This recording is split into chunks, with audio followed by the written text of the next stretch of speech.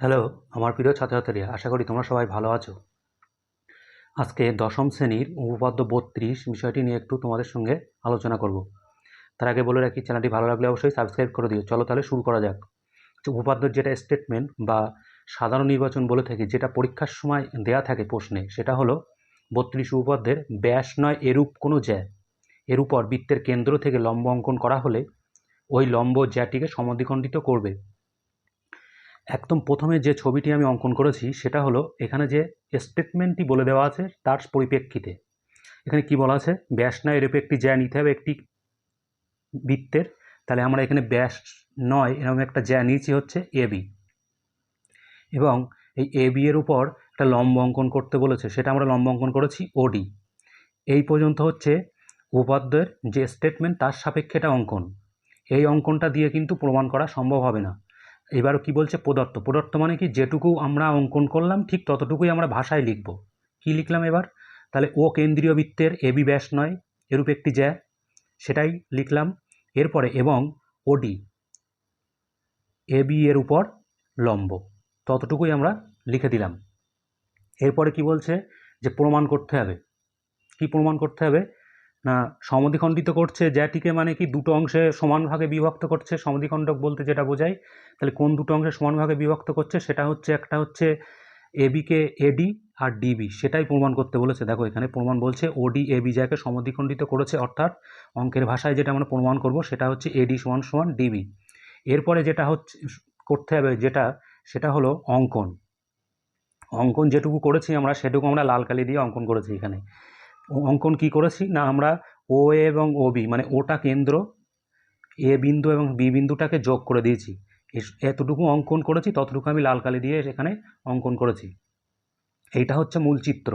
এই চিত্রটা হচ্ছে পরীক্ষার সময় উপপাদ্য লেখার সময় তোমাদের অঙ্কন করতে হবে। এটা আমি তোমাদেরকে বোঝানোর জন্যে করে দিয়েছি। এরপরে যেটা করতে হবে বলে রাখি, সাধারণত উপপাদ্যে যেটা হয়, উপপাদ্যের বেশিরভাগ ক্ষেত্রে দেখা যায় যে উপপাদ্যের সর্বসম প্রমাণ করতে হয়। এবার সর্বসম প্রমাণ করার জন্য 4টে শর্ত আছে। সেই 4টে শর্তের আমি একটি ভিডিও অলরেডি আমি চ্যানেলে আপলোড করে রেখেছি, সেটা তোমরা একটু দেখে নিতে পারো। এবং এখানে যেটা করতে হবে, যেটুকু প্রমাণ করতে বলেছে সেটুকু কিন্তু ব্যবহার করব না। মানে আমরা প্রমাণের মধ্যে সেই প্রমাণ অংশটুকু, মানে এডি সমান সমান ডিবি, এই কথাটা কোনো জায়গায় আমরা ব্যবহার করব না। এটুকু বাদ দিয়ে, মানে এডি সমান সমান ডিবি অংশটুকু বাদ দিয়ে যতটুকু করা যায় আমরা চেষ্টা করব এখান থেকে সর্বসম প্রমাণ করার।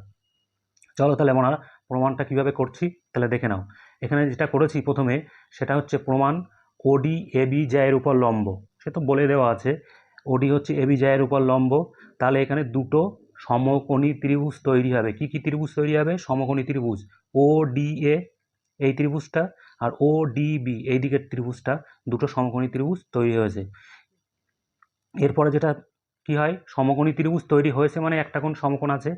কোন কোনটা সমকোণ? এই কোণটা সমকোণ, এই কোণটুকু আর এই কোণটুকু সমকোণ। তাহলে এখানে সেটুকুই আমরা লিখেছি, সেটা হলো ও ডি এ সমান সমান ও ডিবি। সমান কেন দিলাম, মানে দুটোই সমকোণ, তাহলে প্রত্যেকটি সমকোণ। এই যে 1 নম্বর হয়ে গেল। দ্বিতীয়টা হচ্ছে আমরা এবার কি নেব, যে অঙ্কনটুকু করেছিলাম ও এ আর ও বি যুক্ত করে দিয়েছিলাম, ভালো করে লক্ষ্য করলে দেখতে পাবে ও এ হচ্ছে এই বৃত্তের ব্যাসার্ধ এবং ও বিও কিন্তু এই বৃত্তেরই ব্যাসার্ধ। তাহলে আমরা জানি কি, একই বৃত্তের ব্যাসার্ধ সমান হয়, সেটাই এখানে লেখা আছে। অতিভুজ ও এ সমান সমান ও বি একই বৃত্তের ব্যাসার্ধ। এবং এই দুটো ত্রিভুজ তৈরি হয়েছে কিন্তু ওডি বাহু সাপেক্ষে। ওডি বাহুটা এখানে যোগ না করলে আমরা কিন্তু এই দুটো ত্রিভুজ পেতাম না। তার মানে ওডিটা এই ত্রিভুজের মধ্যেও আছে, এই ত্রিভুজের মধ্যেও আছে।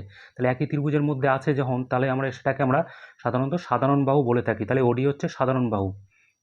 তাহলে প্রথমে কি কন্ডিশন পেলাম, প্রথমে হচ্ছে আমরা সমকোণ করলাম, তারপরে অতিভুজ করলাম, তারপরে একটা বাহু করলাম। যেটার 4 নম্বর কন্ডিশনে দেওয়া আছে সমকোণ, অতিভুজ এবং বাহু হলে RHS, আমরা RHS নাম দেই। সেটাকে এখানে বলে দেওয়া আছে যে ত্রিভুজ ODA, এই যে ত্রিভুজ ODA এবং ত্রিভুজ ওডিবি সর্বসম কার সাপেক্ষে না, RHS। আর হচ্ছে একটা সমকোণ, এইচতে হচ্ছে একটা অতিভুজ, এসতে হচ্ছে একটা বাহু। এবং সেক্ষেত্রে বলা যায় আমরা এই ত্রিভুজ দুটো সর্বসম মানে কি, বাকি বাহুগুলো সব সমান হবে। সেক্ষেত্রে আমরা সেই কারণে লিখে দিয়েছি যে এডি সমান সমান ডিবি। এই যে এডি সমান সমান ডিবি ত্রিভুজের অনুরূপ অংশ, বা আমরা অনেক সময় অনুরূপ বাহু বলে থাকি। তাহলে চ্যানেলটি ভালো লাগলে অবশ্যই সাবস্ক্রাইব করে দিও। ধন্যবাদ, ভালো থেকো, সুস্থ থেকো।